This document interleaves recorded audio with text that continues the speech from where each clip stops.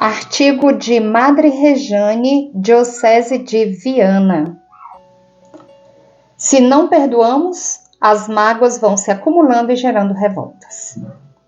Todos nós temos necessidade de cura interior, pois temos feridas internas, muitas vezes ocultas, imperceptíveis, mas que podem influenciar de modo muito negativo nossa formação, como o caráter, comportamento. Há, assim, impedimento para vivermos uma vida emocional equilibrada e relacionamentos sadios e impede também de crescermos em santidade. Essas feridas são os traumas ou más recordações que se manifestam com toda a sua força, fazendo-nos reviver horas de medo, tensão, ódio e angústia. Há também aqueles traumas que permanecem no subconsciente ou inconsciente, e tem seu modo distintivo de influenciar o nosso comportamento. Vemos os seus efeitos, embora nem sempre conheçamos as causas. Nossa mente tem 3 níveis, mas é no nível mais profundo, o do inconsciente, que estão armazenados esses acontecimentos de nossa vida que nos traumatizaram. Eles podem influenciar nossas atitudes, nossas decisões e nossos relacionamentos, com Deus, com o mundo e com a gente mesmo. Muitas vezes tentamos controlar essas lembranças dolorosas, mas nem sempre conseguimos, e elas acabam tomando uma dimensão muito grande na nossa vida, na nossa vontade, com consequências terríveis, como explosões de humor, crises de depressão, doenças psicossomáticas, comportamentos destrutivos como alcoolismo, drogas, gula, ativismo, problemas de sexualidade e etc. Os efeitos não são difíceis de reconhecê-los, ao contrário, pois são muitas as pessoas que vivem sempre na tristeza e na angústia. Outras se desesperam por qualquer situação e até tentam se matar. Há aquelas que são pessimistas, tímidas, medrosas, inseguras, instáveis, inquietas, nada as alegra, não satisfazem de forma alguma. Enfim, outras há que jamais se libertam dos remorsos de culpas passadas e já não acreditam que Deus as ama. Há as pessoas que tomam remédios para acalmar. Essas, porém, só afastam a atenção por um pouco de tempo, sem jamais descobrir a verdadeira causa. Outras se utilizam do álcool, drogas e todo tipo de prazer carnal, sem nada adiantar. Na verdade, são prisões vivenciadas diariamente em decorrência desses traumas, havendo bloqueios e tendo dificuldade de se relacionar com Deus, com os outros e de viver. Ocorre que colocamos nossas expectativas nas pessoas, esperamos muito delas, queremos ser amadas por elas, e, na verdade, elas são tão imperfeitas e limitadas quanto qualquer um. Acabamos por nos sentir rejeitados, magoados, sozinhos e vazios. Por isso, nos relacionamentos, há sentimentos de posse que gera ciúmes, egoísmo, inveja, precisando ir na raiz do problema para ver a cura. Só Jesus é poderoso para penetrar nas nossas lembranças e transformá-las de trevas em luz, conforme Isaías capítulo 53.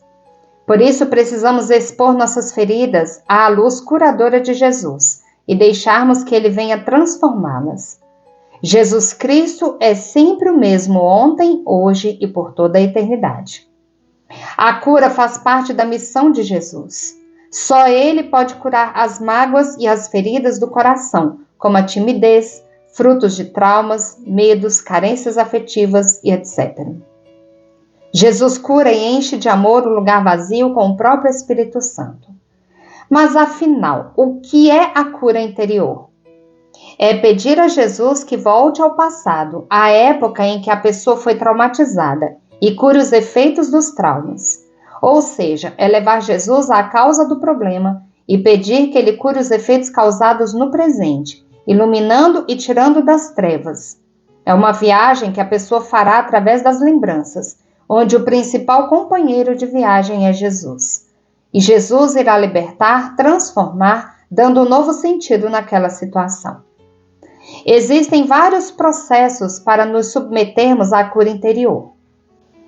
Oração de cura interior que trata das lembranças dolorosas de um modo geral.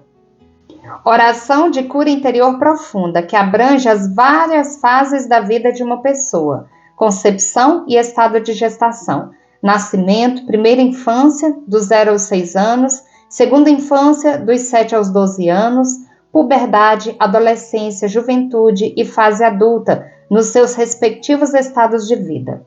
Enfim, é muito abrangente a cura interior e vamos mencionar alguns pormenores que são importantes, tais como pré-natal, emoções da mãe quando da gravidez, produzindo sobre a criança um impacto, ao mesmo tempo imediato e a longo prazo. A partir do momento da concepção, o cérebro se desenvolve mais rapidamente do que em qualquer outro período da vida. Esse desenvolvimento rápido tem um efeito definido sobre toda a vida da pessoa e explica a importância das primeiras experiências. É certo que a sensibilidade aguda faz as situações negativas parecerem piores do que na realidade o são, distorcendo a percepção dos acontecimentos. Assim, medos, culpas, ódios, tristezas podem ser causados por traumas sofridos pelas mães durante a gravidez.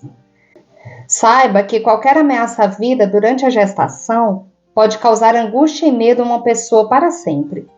Exemplificando, possibilidade de aborto e o temor da mãe de perder o bebê podem levar o feto a receber a mensagem do medo da morte.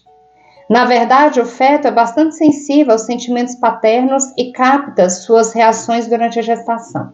Exemplo: se há, por parte do pai, rejeição à mãe ou à criança, isso pode levar à sensação de inutilidade, sentimentos de inferioridade e falta de autoestima. Qualquer violência física ou verbal dirigida à mãe durante a gravidez é recebida pela criança como se fosse dirigida a ela, pois ainda não consegue perceber a separação entre elas. Nascimento. Período que encerra elementos de tensão e medo que pode, de modo sutil, impedir o nosso desenvolvimento psicológico. Qualquer desvio do processo normal, fórceps, cesariana, posição inversa, parto prematuro, trabalho de parto demorado, indicam a necessidade de cura. Primeira infância. As emoções que estão associadas ao medo, à dor, ao ódio produzem impulsos tão fortes em nosso sistema nervoso que ficam gravadas em nossa mente inconsciente para sempre.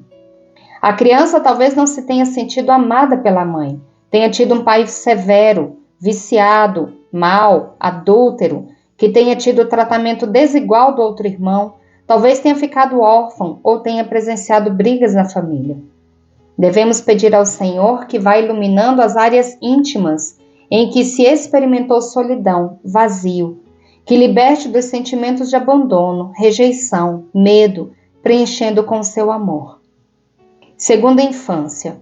Na realidade, quanto mais avançamos na idade, maiores são as probabilidades de retorno aos atos que marcaram os dias de nossa vida. Muitas vezes, as lembranças de sofrimentos de nossa infância erguem barreiras entre nós e o amor de Deus.